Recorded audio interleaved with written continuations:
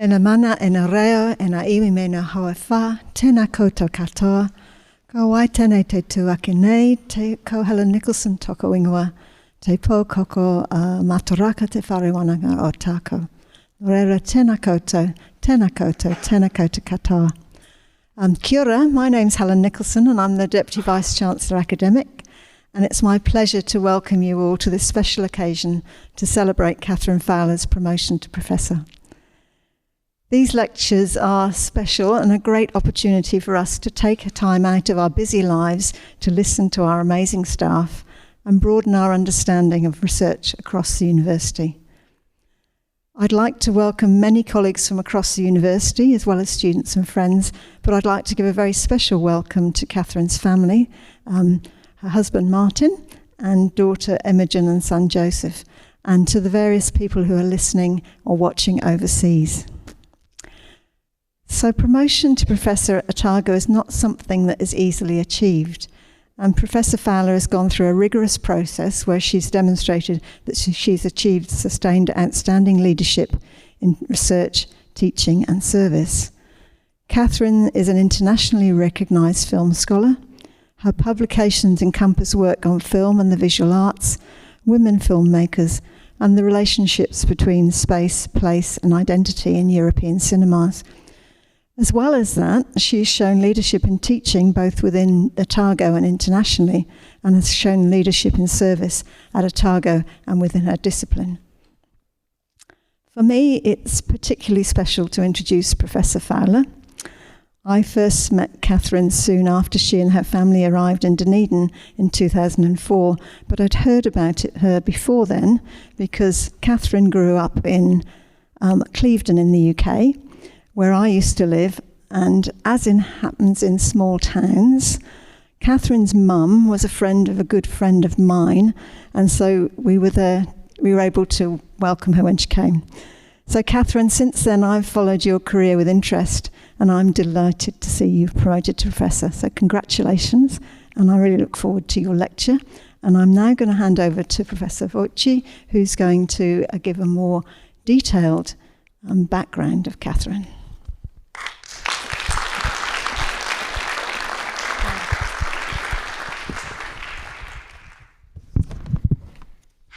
Kia ora, ko Apennini te maunga ko Adriatico te moana no Italia ho ko Paola Voci toko inua no reira tēnā koto, tēnā koto, tēnā koto katoa. My name is Paola Voci.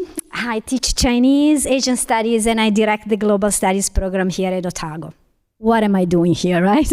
You'll probably wonder why I'm here to introduce a new professor in the program of Media, Film, and Communication. There is indeed an academic and intellectual explanation for my presence here.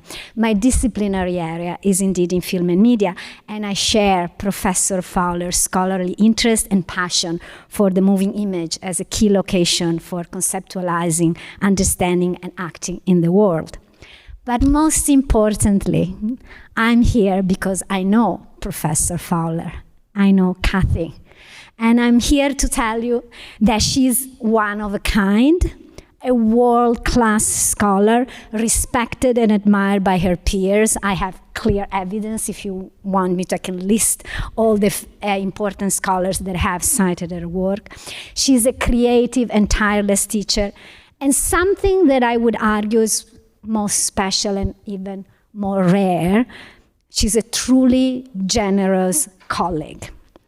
Let me start by telling you about her deep knowledge of a wide range of scholarly interest. Cathy's work focuses on the key relationship between film and art. And she has published in national cinemas, French cinema, Belgium, and of course European cinema, with a particular focus on authorships, feminism, and film. Here I can only mention some of her books. Her monographs included a BFI classic on Jean Dillman, and another monograph on Sally Potter, and then a series of edited volumes, the most recent one with Terry Higgins, who is here today, Epistolary Entanglement in Film, Media, and Visual Arts, and earlier edited collection on representing the rural space, place and identity in films about the land and the European cinema reader. Now, mentioning this edited collection also gives me an opportunity to speak to Kathy's amazing talent as simply say a wonderful intellectual community builder. So I have been, inspired, and I read her solo authored work, but I also benefit firsthand from her ability to create connection and bridges, to value others people's work, and to find ways to develop partnerships. It's no chance. It's not just by chance that she has so many special edition of edited collection, because Kathy can indeed create those kind of bridges. So she reached out to me, and in this room to Terry and Rochelle and many other, to co-edit, for instance, a special issue. She came to me, oh, Paola, let's co-write this essay together. And I couldn't be more grateful for the things that she inspired me to do, applying for a William Evans together and get Professor Francesco Casetti here and create an event around that. She involved me in her latest adventure in editing a special issue of In Transition. This is a video, graphic, film, and moving image journal. And she simply came to me and said, okay, Paola, I'm doing this special issue, and I want to do a videographic feminist diptych audio-visual tools to pose feminist questions. And I said, great, Kathy. And she said, well, you need to be part of that. I said, what? I have never done a video essay in my life, but she says, but you can contribute something from your research. And I said, well, okay, I could do it. And in fact, easy peasy, 10,000 hours later of work after having learned how to do a video essay. But I learned so much thanks to Kathy. I met colleagues I would have never met, and especially was inspired by her video essay, which I just hope you guys could see. It will come out soon. Some of you had the pleasure of seeing it in one of the seminars she gave for MEFCO. Beyond publication, Kathy creates collaborative events, as I said, and community in both at the local level and the national and international level. You might have heard her talking at the Saturday Morning Kim Hill, in fact, about Jeanne Dillman. Or you might have gone to her public lectures here in Dunedin, obviously Auckland, Wellington, but she also has been invited to speak Westminster, Glasgow University, Ca' Foscari in Italy, in France, Serbia, Canada, and she got a Fulbright to speak and to contribute to places like UCLA, Yale, and Harvard. She's also an amazing undergraduate teacher. She has been nominated as the best, supervisor twice. And she has initiated, again, reaching out, a collaboration with the science communication program and establishing a successfully launched minor science communication. Finally, I have to mention your implementation of very creative form of her assessment. Not only she invited me to do this video essay, right, but she also asked her students to contribute their assessment through this new form, a creative way of video essay format. Okay, I'm going to stop here. Yay, because I really want to make my introduction as short as possible to give the floor to who you really are here to listen to. So I hope I manage this time to stay within my 10-minute slot. I gave you the floor, Kathy, I gave you the mic, and because you can't escape this from me, I want to give you a last hug when you come here. So ladies and gentlemen, this is very, Hollywood style, Oscar style, but I give you Professor Fowler, I give you Kathy, a wonderful scholar, an even more wonderful colleague, and truly, lucky me, a wonderful friend. Come on.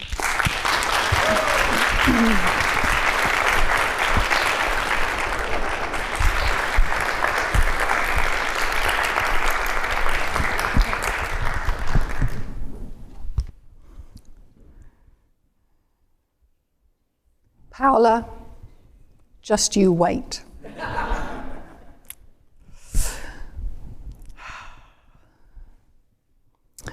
Ko Mendip te Paimonga, ko Avon te Awa, ko Bristol Channel te Moana, ko Whānau tuku waka, noa ingarangi aho, Ko John tōku matua, ko Maureen tōku whaia, ko Fowler tōku ingoa whanau, ko Catherine aho. Ka nui mihi kia koutou, no reira, tēnā koutou, tēnā koutou, tēnā koutou katoa.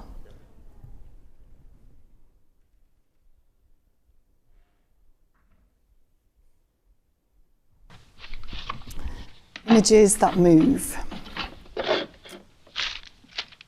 I probably don't need to tell you the title of this film that you're watching, since it's so well known to all of us. It's a sentence you won't hear me saying when I talk about any of the films I've written about. Across my work, I've focused on what I call eccentric cinema, short and feature-length films and videos by Belgian filmmakers, women filmmakers, and contemporary artists. They largely go out unseen outside of the small countries, limited festival screenings, and transient installations in gallery spaces. The films I've written about are not popular, they're not profitable, they're not mainstream. If you met me at a party, it's unlikely we'd bond over our favourite films, although there'd probably be a lot of polite nodding. And if we were caught in a lift together, I'd probably need the endless floors of a skyscraper to tell you what I do. Until very recently, this film that you're seeing here fit perfectly into these categories of obscurity and marginality. Then, in December 2022, everything changed. So much so that I ended up on the Saturday morning Kim Hill show. Paola's spoilt that. I'll let Kim tell you why. It's a movie most people have never heard of. And it's called Jeanne Dielman, 23, Quai du Commerce, 1080, Bruxelles, which is her address in Brussels. It's nearly 3.5 hours long. It's by Belgian director Chantal Akerman. And 1,600 critics and academics worldwide this week have voted it the greatest movie of all time. As you can probably tell from Kim's tone, the world of film criticism has been left reeling from the result of the Sight and Sound 2022 poll for Best Film. This is because this little-known 1975 film by Belgian Jewish woman director entitled Jeanne Dielman knocked some very famous films off the top, namely Citizen Kane and Vertigo, which I know you will have heard of, which have been taking turns for the last 50 years at the top. What has got everyone so worked up is the unpopular and even radical nature of Jeanne Dielman. The film focuses on Jeanne, who we see here, who is a widow in her late 40s with a son of 16. The film takes place over 3 days of her life and shows us her daily routine as a housewife in wearying detail. In the afternoons, between cooking dinner and serving it, she hosts male visitors who disappear with her into the bedroom. Over the course of the 3 days, so we become accustomed to Jeanne's routine, noting changes in the small repetitions that order her world, until gradually her world unravels in the final 7 minutes. The triumph of Jeanne Dielman in the world of film criticism differences the canon, as art historian Griselda Pollock might put it. It also provides one answer to the question that I feel compelled to start with. Why study film? Film is a young discipline, only 40 years old, with only a 40-year record of securing a place in the academy. The question of why we should study it has pursued it even up to the present day. The first film course was offered in New Zealand at Victoria University in 1972, and it was first taught in schools in 1977. Yet Roger Horrocks, who's been central to film education and scholarship in this country, records reactions to the study of film in New Zealand this way. Film studies was perceived by conservative teachers and academics as a dangerous newcomer. Dangerous because it was a Trojan horse, a conspiracy to subvert the hierarchies. Once films were admitted, the doors of the Academy would be open to contemporary popular culture in all its vulgar forms, from pop music to soap operas to horror films to comic books. Heaven help us. Since I've already told you that I don't study popular films, it may seem that you have nothing to fear by letting me into the Academy.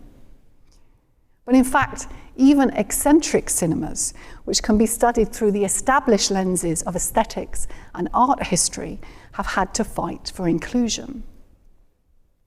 The answer to the question, why study something, is usually because the object of study is important. It matters.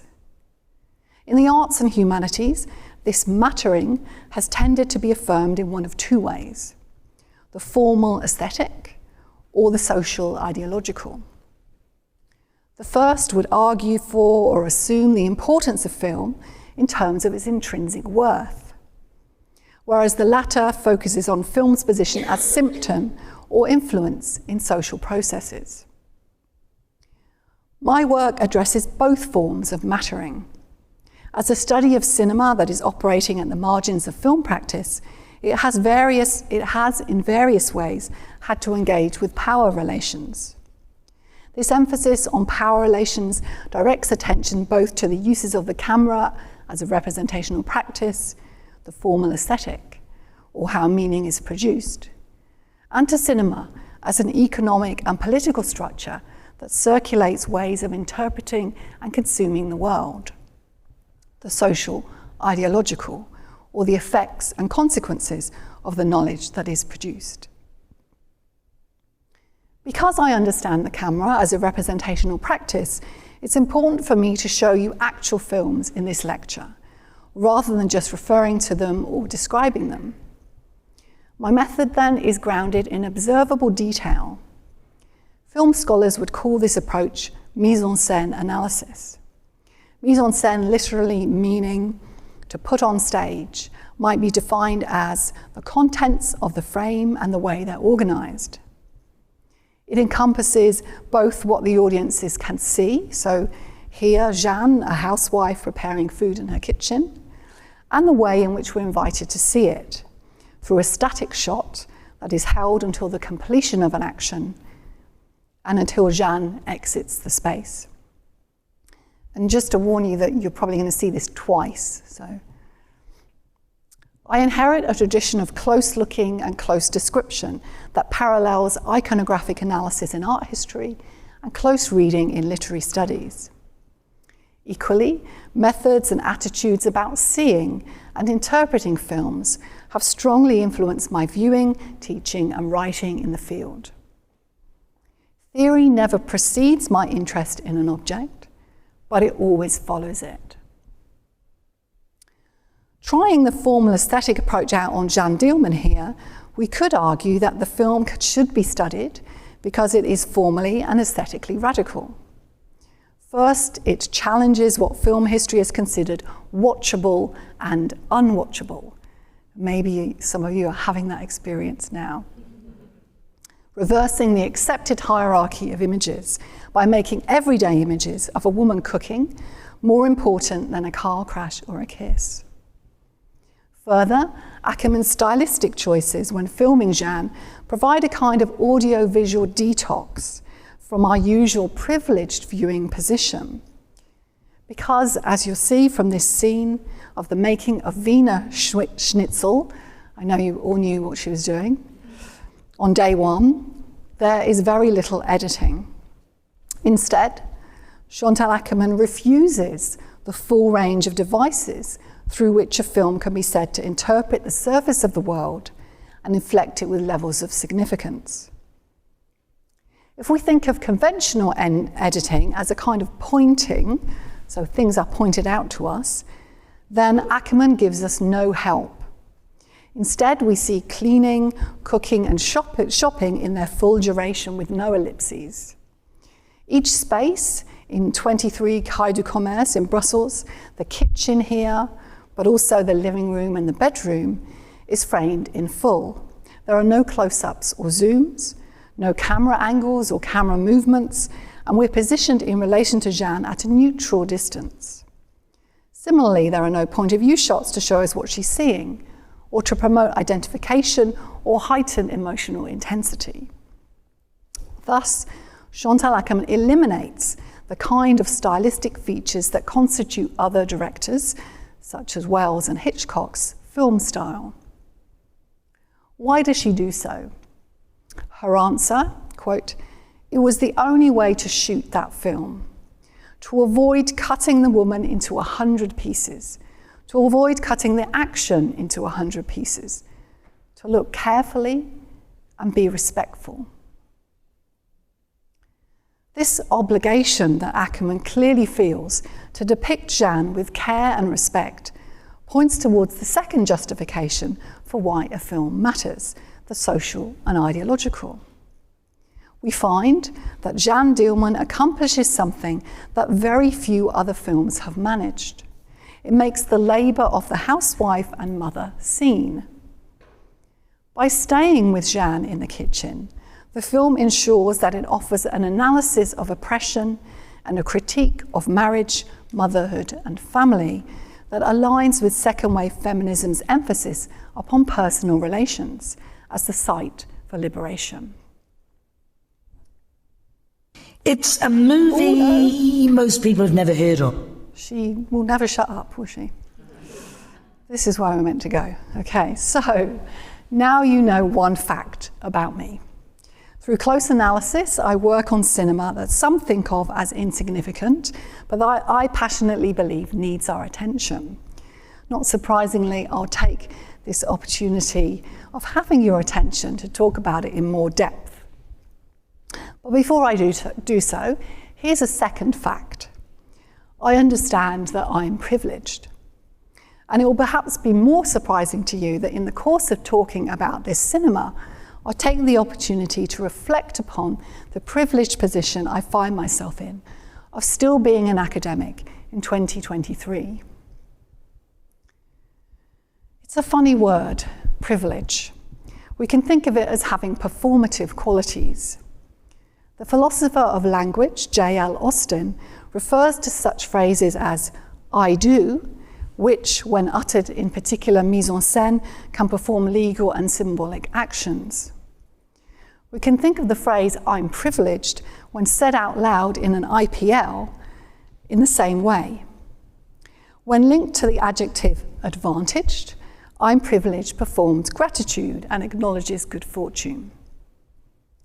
But I can't help wondering about the other adjectives linked to privileged, as in privileged information. Knowledge, then, that is confidential, restricted, and limited. Perhaps acknowledging one's privilege is not enough.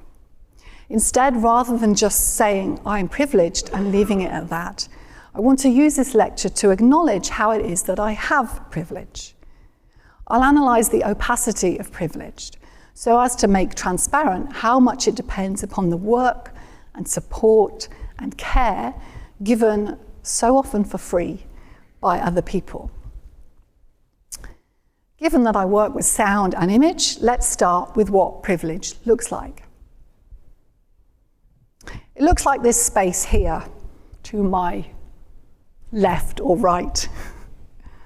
The generic IPL poster frames the professor in empty space, as if they've acquired their position and earned their IPL all by themselves. Of course, this cannot possibly be the case. Therefore, across my talk, I'll frequently pause to edit people into this frame with me. And it seems appropriate to start with Professor Nicholson and Professor Vocci. I told you I was coming back. I couldn't be more thrilled to have the two of you in front of me, because over the years you've both given me examples of what it sounds like to make privilege transparent. Because of the Clevedon connection, my family and I were fortunate to have Helen greet us when we landed in Dunedin, a little sleepy and dishevelled. But my first real impression of Helen was as part of a Women's Caucus event some years later, in which she talked to a rapt audience about her reflections upon women and leadership. You probably don't remember.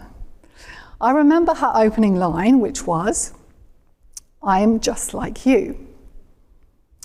The talk that followed then continued to demystify leadership, detailing in concrete terms a path that twisted and turned, guided and supported by many people along the way, rather than a meteoric rise. Helen's talk was itself a way of handing the baton to us. Now to Paola. Anyone who knows Paola will understand what I mean when I say that she makes privilege transparent, so see-through that it almost disappears. It was in fact Paola who convinced me to apply for Professor. And that tells you everything that you need to know about her. She's constantly lifting other people up with her, and that's not easy when you're a small person. And above her. So, Professor Nicholson and Professor Vocci, I feel very fortunate and grateful to be able to follow you in the order of ceremony and in my academic life at Otago. This lecture is in 5 parts, and we're at the end of part 1. In part 2, I will address the title of this lecture and elaborate the key questions that underpin my scholarship. The rest of the lecture will then divide into 3, each part more or less chronologically aligned with my research journey. First, under contestation, I'll offer a brief glimpse from my post-PhD work into early Belgian cinema, which is eccentric because of the smallness of the country and thus the minority share of audience, as well as because of the linguistic divisions between Francophone and Flemish speakers. In part 2, I focus upon artist film and video, which I began to study when moving to Aotearoa, New Zealand. Such work is eccentric because it operates beyond the reaches of the cinema auditorium in contemporary art spaces, and eccentric with a C, because it aims to push our understanding of what a moving image is. Finally, in a much smaller section, shorter section, under the heading Confrontation, I'll briefly return to my opening film, Jeanne Zielman, to wrap things up. The question, how do I add to the images in movies, which is my title, repeats the words of French cultural theorist Roland Barthes. Writing in 1980, he says, "Do I add to the images in movies? I don't think so. I don't have time. In front of the screen, I'm not free to shut my eyes. Otherwise, opening them again, I would not discover the same image. I'm constrained to a continuous veracity, a host of other qualities, but not pensiveness." Barthes' lament is made in his book, Camera Lucida, in which he sets out to learn what photography is in itself. In other words, he wants to try to pin down the specificity of photography. He makes 2 points that are important for my own work. First, he states that the photographic image has a singularity about it. There is only one, and he contrasts this with the multiplicity of cinematic images. Second, he complains that the insatiable parade of images in the cinema that keep appearing and then disappearing is constraining, making it impossible for him to isolate one to think about. Because cinema is time-based then, and involves a montage of images, he complains that we're not in control of our own engagement, as we might be when we're reading a book or observing a painting. Barthes' characterization of cinema coheres with one path that film studies has carved out to explain its development and manifest destiny. That is, that it was fated to tell stories, albeit in an audiovisual form. Accordingly, the development from the single images that were projected around the world at its birth in 1895 to multiple images came about in order to involve the viewer in a story and to keep it moving to the end. So I've got 2 examples here. We've got Repas d'un bébé, or Baby's Dinner, by Louis Lumière in 1895, so right at the birth of cinema. and rescued by rover 10 years later. We can contrast the single shot that chooses a position from which to frame the world, but then leaves us alone to look at it, with the accumulation of shots in Rescued by Rover. And this is actually a very early example of continuity editing, so you can see it's quite rough. In Rescued by Rover, elements from one shot continue into shot 2, so as to persuade us that time and space are continuous. And the element, as you'll see, is the dog, Rover, and Rover's owner as well.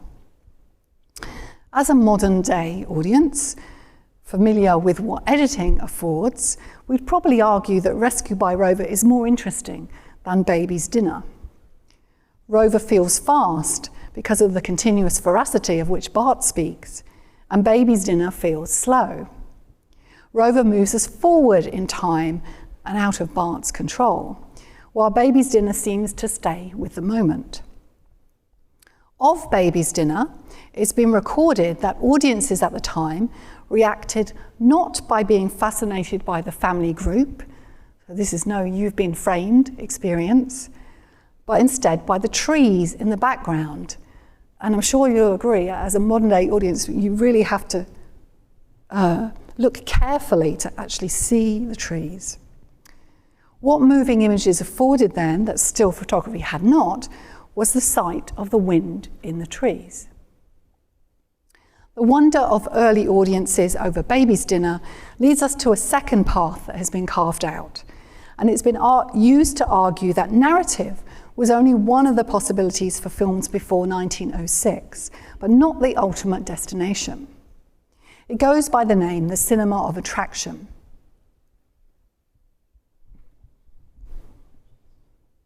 And it focuses upon the way in which the single shot shows us something. For its author here, Tom Gunning, the cinema of attractions makes images seen, harnessing visibility, and performs an act of showing an exhibition that tells a different story for cinema. For Gunning, the cinema of attraction goes underground into certain avant-garde practice and certain genres such as the musical or action film. What these examples share is a liking for spectacle. In other words, the creation of visual impact, although music and sound also contribute. Think musical numbers in the musicals and fight scenes in action films. Gunning's thesis, crafted in 1983, that some early films like to show off their ability to show, undercuts that other history in which film editing develops with the sole purpose to absorb us in a story. The battle that Gunning initiates is one close to Bart's heart, because it's about what film is in itself. Often this battle was conducted under the guise of pinning down film language, which refers mostly to the systems of editing, but also mise en scène, camera and sound that involve us in a story world. If this narrative arrangement of a shot that we've just seen in Rescued by Rover is a language, what a strange language it is. Unlike writing or speech, this kind of language in the service of narrative does not often have abstract and descriptive qualities, but I'll return to that. It cannot say, all oaks produce acorns. It cannot say, this is not a pipe. There's a reference to Fowler's IPL, for those of us who saw it. But it can say, look at how Rover runs through the stream.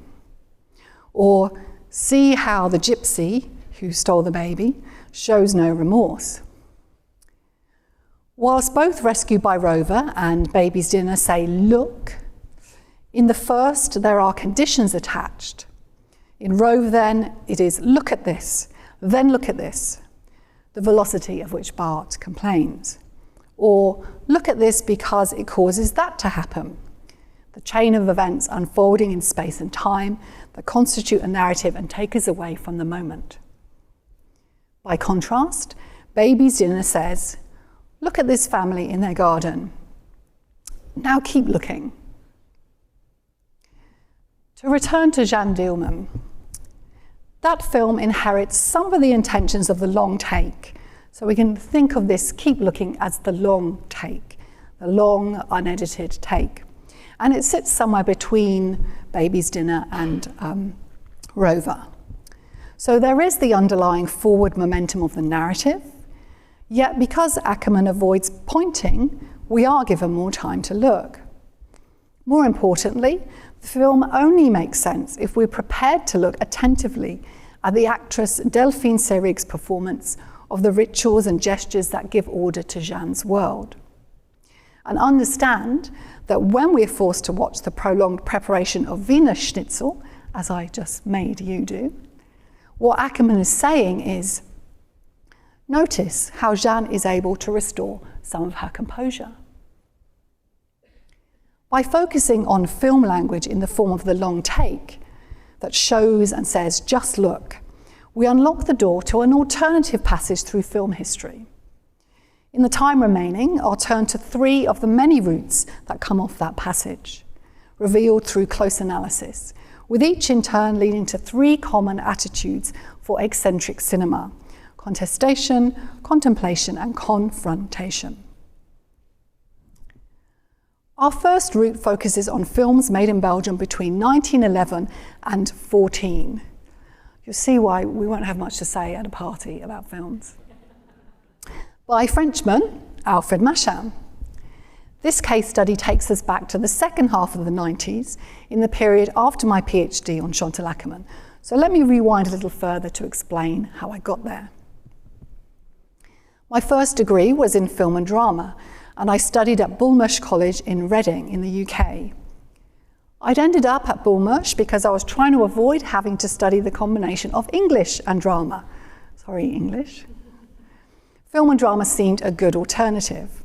By the end of the first year, however, I'd switched my allegiances from the stage to the screen. I would have to wait until my third year, however, before I encountered what was called at the time alternative forms in cinema, and saw my first Chantal Akerman film. So I don't know if you can see it, but it was here. My training in mise-en-scène analysis came from my lecturers at Bullmarsh, the late Jim Hillier and Doug Pye, both of whom have been involved in the film journal Movie, who you see here, infamous for its publication of rigorous, detailed film criticism. The scaffolding for my privilege begins here. Jim Hillier introduced me to alternative forms and Chantal Akerman, while Doug Pye suggested that instead of going to train to be a newsreader, I kid you not, I apply to Warwick to study a PhD. In addition to these formative influences, an unexpected mentorship that has been sustained came from David Lusted.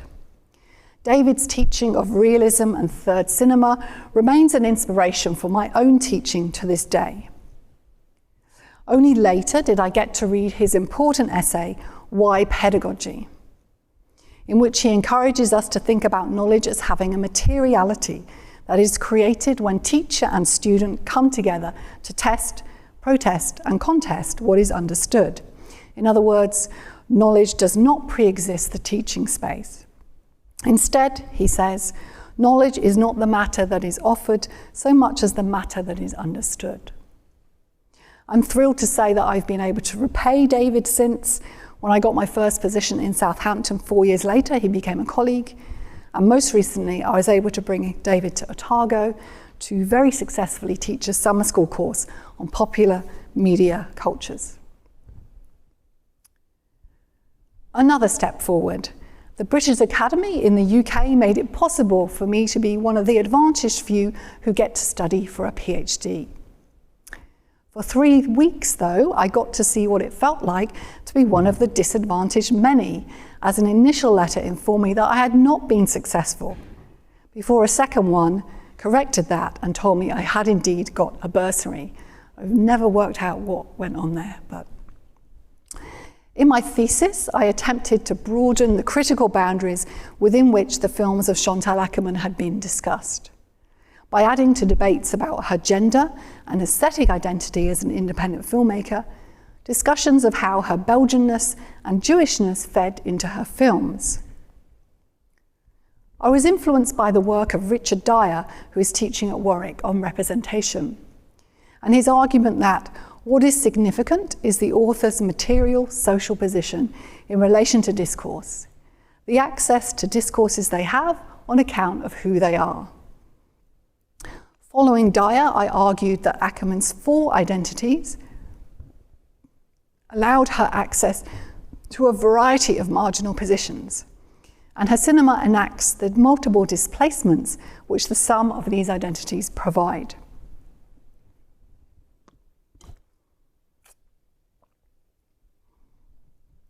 My supervisor at Warwick, Ginette Vincendot, remains a role model for me on many levels, but particularly when it comes to sharing one's privilege.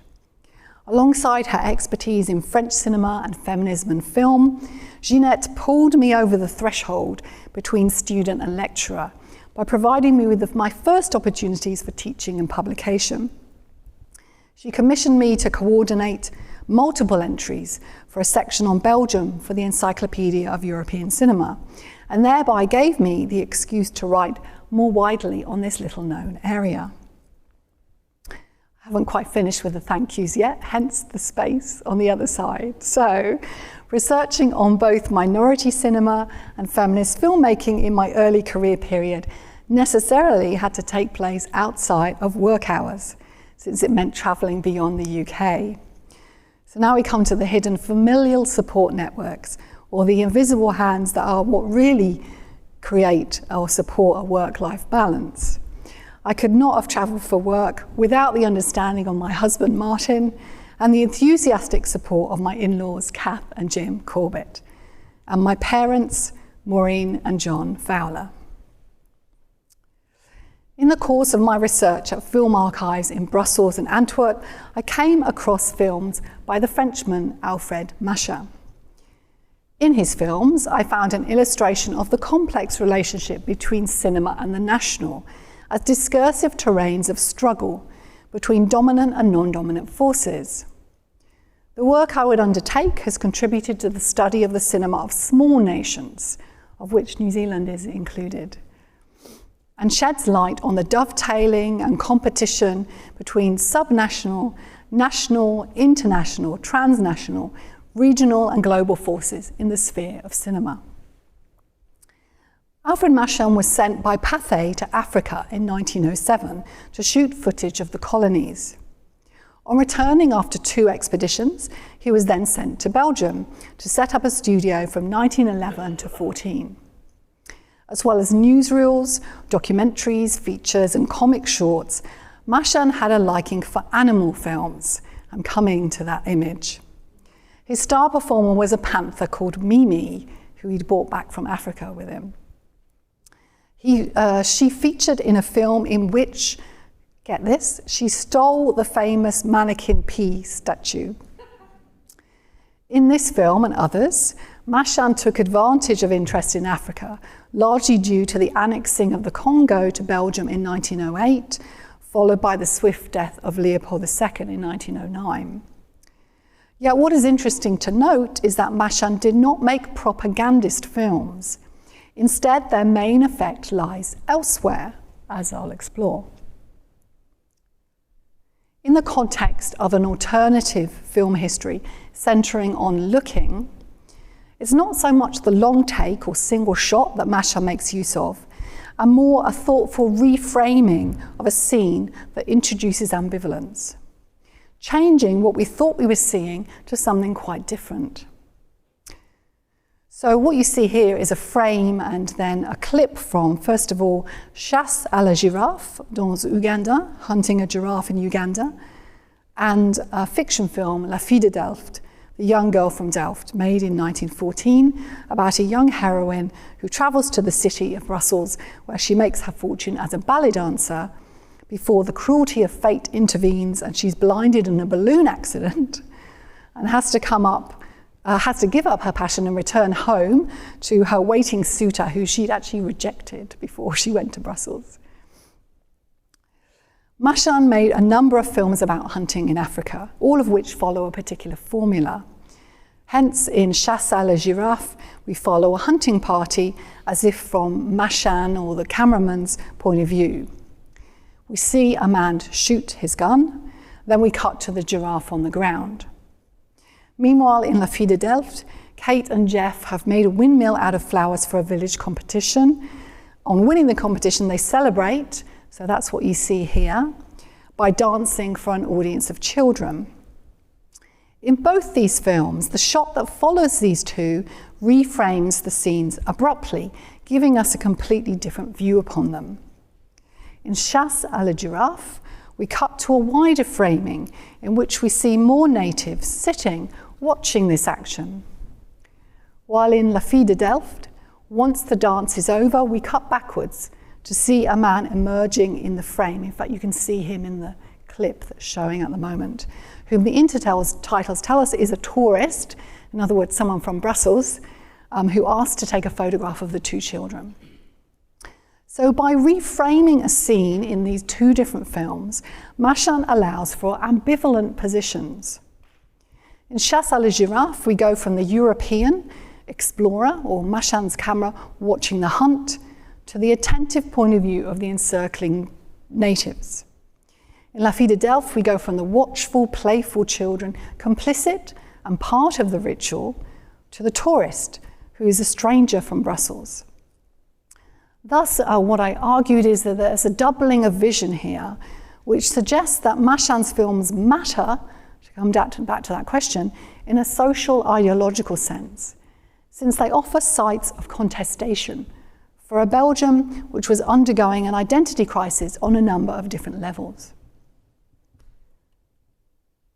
The work on Belgian cinema, of which this research on Machan forms a part, led to my compilation of the European Cinema Reader, completed when I was working at Southampton Institute of Higher Education. I could not have asked for a better first job. Populated with like-minded colleagues whose own scholarship has been highly influential in the field of film and media studies, Deborah Jermin, Karen Randall and Sean Redmond. This was the kind of workplace everyone dreams of, one emphatically without hierarchy, where we could bring our whole selves to work. In 2004, though, responding to a job ad for a post teaching European cinema and avant-garde film, I found myself in Ottepoti, Dunedin, greeted by Professor Nicholson. In my first few years here, I extended my work on European and Belgian cinemas through an edited collection, as Fowler mentioned, examining the space of the rural, co-edited with Gillian Helfield, who'd also undertaken a PhD at Warwick and who was a wonderful collaborator. The collection was a way to focus on the background settings of films rather than the figures in the foreground. A way then to come back to that fascination with the wind blowing in the trees. In the collection, we argued that whilst the urban space in the cinema has been endlessly represented and theorized, once it's displaced by the rural, so our understanding of cinema's use of modernity, the national, post-colonialism, and the postmodern is transformed. On to the fourth part of my lecture. I joined Otago at a time when film scholars were lamenting the death of cinema after only 100 years of being in existence. As we'd known it for so long, films projected in movie theatres. Due to the rise of digital production, DVDs at that point, and then later streaming services. Whilst in the first 40 years of its existence, film studies has been fixated on the question, what is cinema? In the 2000s, I joined many others in responding to the question, where is cinema? When it came to eccentric cinema, in its alternative form, it could be found in art galleries and museums, at international biennials and outside in public spaces. However, this evacuation from its home appeared to leave it unmoored and experiencing a kind of identity crisis. My research in this area has focused on how this different space for viewing allowed other forms of engagement, in which Barthes' pensiveness or contemplation of the visual was the goal. And my developing interest in visual culture has been greatly enriched by conversations and collaborations with Rochelle Simmons in the English programme. For the last 20 years then, I've been increasingly readjusting to the new conditions for viewing available in the art world. And it's here that it seems appropriate to also acknowledge with gratitude my children, Joe and Imo, whose journeys through life since coming to New Zealand have been enriched quite dramatically by the arts. Intervening in the many lively debates about how to understand the evacuation of artists from the movie theatre, I've argued that film studies and art history must join forces, and I coined the term gallery film to encapsulate the hybridity and exchange going on between art and film. I found that, paradoxically, when movement enters the art gallery, stillness seems to invade the moving image. When stillness invades the moving image, any movement that is present forces us to readjust our understanding of and expectations for the image. So we need to revisit here the assertion that I made earlier that when narratively disposed, film language does not have abstract and descriptive qualities.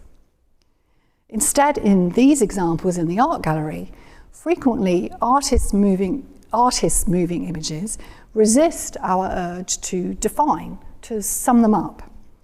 If we think of the dictionary definition of define, to state or describe exactly, or to express completion or bring something to an end, then we find that our engagement with these images is quite different. This is because they ask us to stay with them and to look for longer. And the example I want to show you here is David Clairbout's film, untitled Single Channel View. And if you can, focus on the trees. It's the trees in the background again that are important here. So this appears to be a photograph that unfolds in time, but is not a film, and a film that is stilled in time, but is not a photograph. On the one hand, this video takes us back to early moments in cinema, extracting the wind blowing in the trees of Baby's Dinner. Yet on the other, it develops a totally new sense of time in the moving image. As you can see, the visual qualities of the image range from the opaque abstraction of the window through to the shimmering visibility of the children. The fact that these different visual tones are contained in one image will make Bart very happy. Not only can we add to it, because we have to take our time with it, it encourages a pensive attitude. Remember, he said, we can't find pensiveness in the moving image.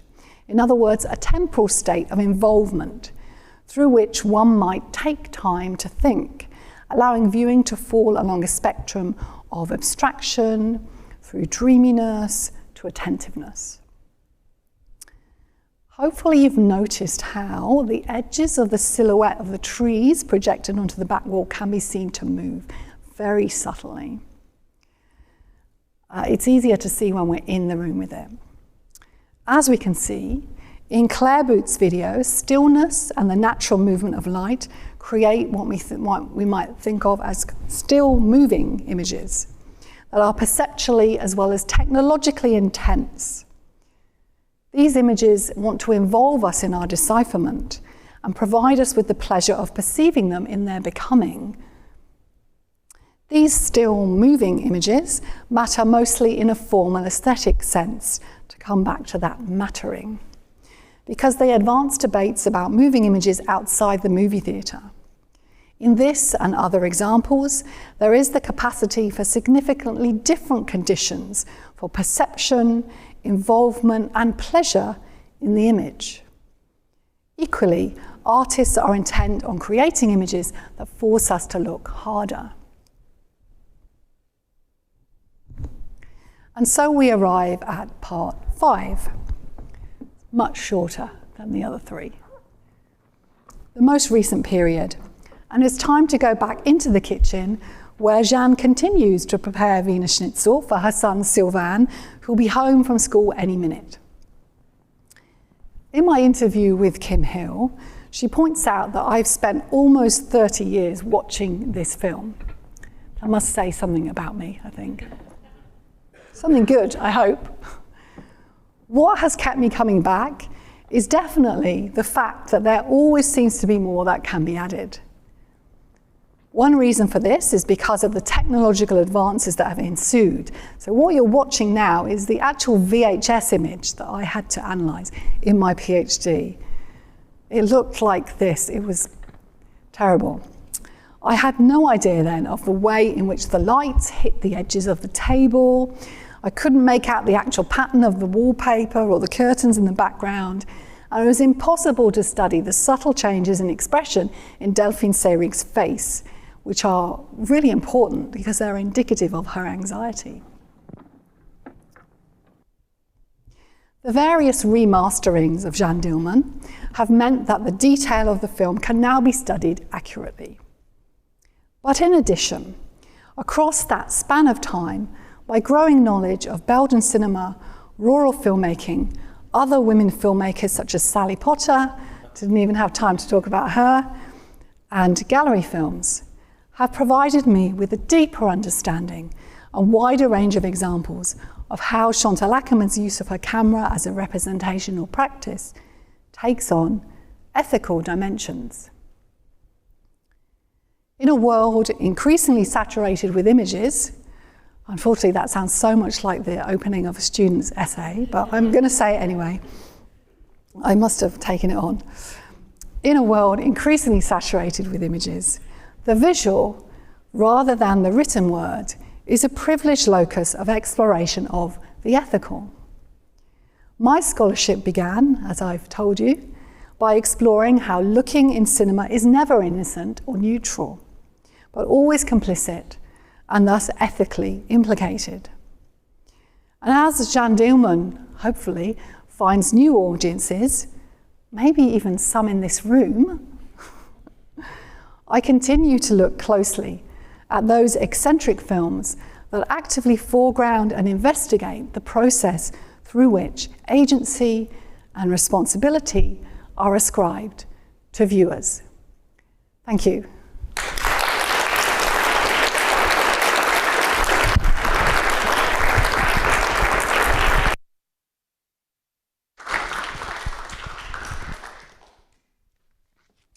Tēnā koutou katoa, ko Jessica Pāmatukunga ko te manukura o te Ki Te Aranui. So as the Provost-Chancellor of Humanities, which is the division in which Catherine works, it's my great pleasure to present a vote of thanks to her and a couple of comments on her lecture. Catherine began by talking about her job, or perhaps her calling, as being to draw our attention to things that might appear insignificant to the common or uninformed eye. And I can certainly say you did that very well tonight, Catherine, thank you. You talked about the humanities scholar revealing ways of interpreting and consuming the world, observing the what and the how, and drawing questions and conclusions about this world we inhabit and this world that we create. Catherine, you gave a beautifully constructed inaugural professorial lecture, and you delivered it with ease and class. That is something that we observed, a master at work. And in so doing, you invited us to make observations and to ask questions of the world around us. And at one point, the Deputy Vice-Chancellor of Research, who I happen to be sitting with tonight, Professor Richard Blakey, leaned over to me, so I apologise that it might have been a bit rude, but it was because he was drawing an observation out from what you were saying. So it was at the point in the lecture when you were sharing the 1895 Baby's Dinner film and talking about the beginning of moving images. And Richard leaned over and he said, isn't it interesting? Well, he said it very, very briefly, but I'm expanding. Isn't it interesting that we've come full circle with the now endless self-published observations of everyday life that we see on TikTok? And I thought in response, I'm only glad that my teenage daughters are not here too to hear me affirm the value of TikTok. Perhaps I can accept their value as a form of aesthetics, as Professor Fowler pointed out, but not as a source of social and ideological value. Then I thought to myself, a bit further in the lecture, that when I'm confronted with the TikTok and YouTube clips that my children seem to be absorbed by, I have learnt from tonight's lecture that I must tell myself to look for the trees in the clips. So, Catherine, thank you. You spoke of privilege, and it's our privilege, and I mean that in terms of gratitude and good fortune, that you chose to come and to stay at Otago. Thank you for your collaboration with other staff here. It was lovely to hear from Professor Voci on that. And thank you too for your celebration and affirmation of the arts. We need to hear that, and we need to hear your work. Ngā mihi nui mō tā mahi, me mō tā whai kōrero tēnei pō. Me whakamihi ki a koe, ahorangi Catherine Fowler. Tēnā koe. I have the great pleasure of presenting to you a small gift that is a sign of our appreciation for this evening.